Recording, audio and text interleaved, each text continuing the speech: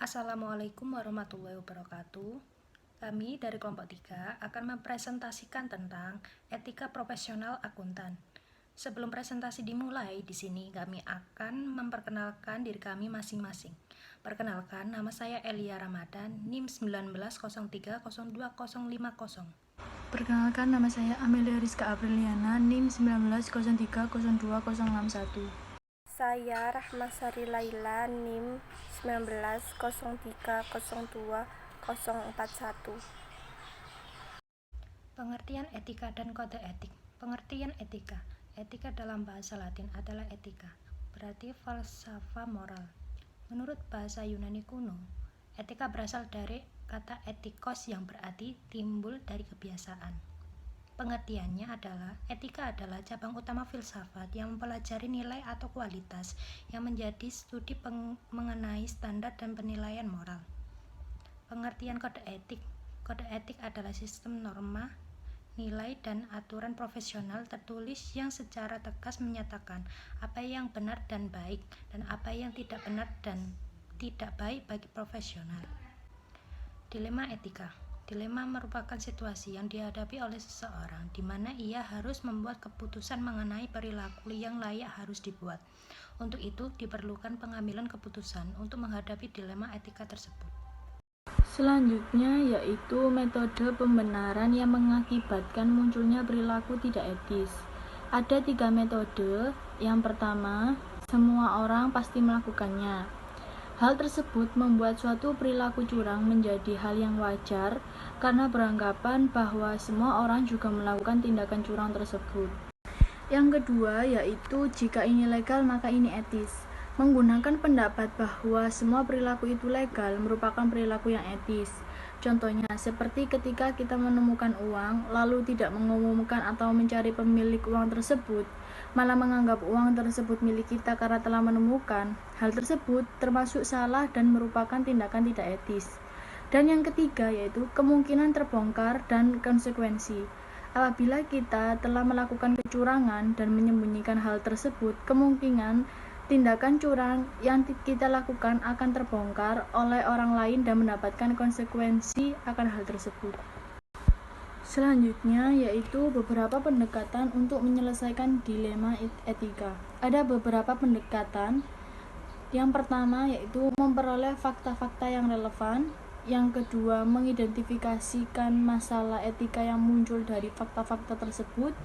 Yang kedua, memutuskan siapa yang akan terkena dampak dari dilema tersebut dan bagaimana setiap orang atau kelompok dapat terkena dampaknya. Yang keempat, mengidentifikasikan alternatif-alternatif yang tersedia bagi individu yang harus menyelesaikan dilema tersebut. Yang kelima, mengidentifikasikan konsekuensi yang mungkin muncul dari setiap alternatif. Yang keenam, memutuskan tindakan yang tepat. Selanjutnya yaitu kode etik bagi profesi akuntansi. Kode etik profesi merupakan sarana untuk membantu para pelaksana sebagai seseorang yang profesional supaya tidak dapat merusak etika profesi. Selanjutnya, fungsi dari kode etik profesi. Yang pertama, kode etik profesi memberikan pedoman bagi setiap anggota profesi tentang prinsip profesionalitas yang digariskan. Yang kedua, kode etik profesi merupakan sarana kontrol sosial bagi masyarakat atas profesi yang bersangkutan. Yang ketiga, kode etik profesi mencegah campur tangan pihak di luar organisasi profesi tentang hubungan etika dalam keanggotaan profesi. Perlunya kode etik akuntan. Kode etik akuntan adalah pedoman sikap, tingkah laku, dan perbuatan dalam melaksanakan tugas dan dalam kehidupan sehari-hari untuk profesi akuntan. Lalu, yang terpenting dari kode etik akuntan adalah kepercayaan masyarakat, kualitas jasa, perilaku profesional, dan kode etik. Yang terakhir ada prinsip-prinsip dasar etika profesional. Yang pertama, integritas. Seorang akuntan profesional harus bertindak tegas dan jujur dalam menjalankan bisnisnya. Yang kedua ada objektivitas. yaitu apabila seseorang akuntan profesional mengambil keputusan tidak dipengaruhi oleh orang lain atau memiliki kepentingan sendiri.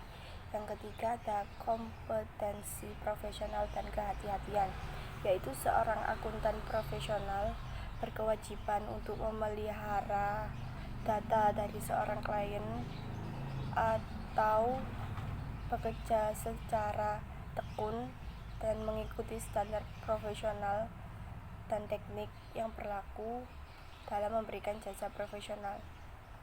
Yang keempat ada kerahasiaan, yaitu seorang akuntan profesional harus menghormati kerahasiaan informasi yang diberikan kepadanya dan tidak boleh mengungkapkan informasi apapun kepada pihak ketiga tanpa seizin. Lalu yang kelima ada perilaku profesional, yaitu seorang akuntan harus patuh pada hukum dan perundang-undangan yang relevan. Yang keenam ada tanggung jawab profesi.